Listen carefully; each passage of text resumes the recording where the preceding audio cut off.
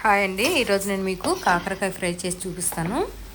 చాలా టేస్టీగా ఉంటుంది. ఒక 10 డేస్ వరకు నిల్వ కూడా ఉంటుంది. టేస్ట్ మాత్రం అదిరిపోతుందండి. ఫస్ట్ కాకరకాయలు ఇలా ముక్కలుగా కట్ చేసుకొని ఉప్పు, పసుపు, కొంచెం మజ్జిగ, చింతపండు వేసి ఉడకబెట్టేసి కాసేపు ఆరబెట్టేసాను. తర్వాత కళాయి పెట్టుకొనేసి ఆయిల్ ఎక్కువ పడుతుంది కాకరకాయ కూరకి. కొంచెం ఆయిల్ వేసేసుకొని ఆయిల్ హీట్ ఎక్కిన తర్వాత ఇలా మనం ఉడకబెట్టి పక్కన పెట్టుకున్న కాకరకాయ ముక్కలన్నీ ఫ్రై చేసుకోవాలి. మంచి కలర్ వచ్చే వరకు ఫ్రై చేసుకొని పక్కన పెట్టేసుకోవాలి. ఈ ప్రాసెస్ అంతా సిమ్లోనే చేసుకోవాలి. హైలో పెడితే మాడిపోతాయి. సిమ్లో అయితే టేస్ట్ వస్తుంది. కర్రీ కూడా చాలా నీట్గా కుదురుతుంది అనమాట. ఇలా అన్ని కాకరకాయ ముక్కలన్నీ ఫ్రై చేసుకొని పక్కన పెట్టేసుకొని ఆ మిగిలిన ఆయిల్లో కాస్త జీలకర్ర, ఆవాలు వేసుకోవాలి. అవి కాస్త ఫ్రై అయిన తర్వాత మనం ఆనియన్ కట్ చేసి పెట్టుకొని సన్నగా ఆనియన్ వేసుకోవాలి.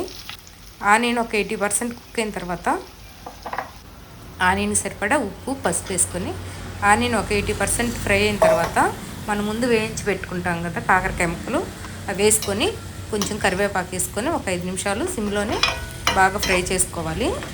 ఈ కూరలోకి కారం రెడీ చేసుకోవాలి. ఈలోపు మనం ఈ ప్రాసెస్ అంతా అయ్యేలోపు నేను కారం రెడీ చేశాను. దానిలో ఎండు కొబ్బరి, కారం, వెల్లుల్లి, ఉప్పు, కొంచెం బెల్లం, టేస్ట్ కోసం, స్వీట్నెస్ కోసం, టేస్ట్ కోసం కొంచెం బెల్లం వేసి మెత్తగా మిక్సీ పట్టేశాను. ఒక 5 నిమిషాలు ఈ కాకరకాయలు ఆనియన్ అంతా ఫ్రై అయిన తర్వాత మనం మిక్సీ వేసుకున్న కారం చూసుకొని కూరకు సరిపడా కారం వేసుకొని ఒక 5 నిమిషాలు సిమ్లో బాగా కలుపుకొని ఫ్రై చేసుకోవాలి. కూర మాత్రం కొంచెం నెయ్యి వేసుకొని తింటే సూపర్ టేస్ట్ ఉంటుంది. చారులోకి, పప్పులోకి కూడా సైడ్ డిష్గా కూడా తినొచ్చు. చాలా బాగుంటుంది కాకరకాయ కూర. ట్రై చేయండి తప్పకుండా. ఈ స్టైల్లో ఒకసారి ట్రై చేయండి, చాలా బాగుంటుంది.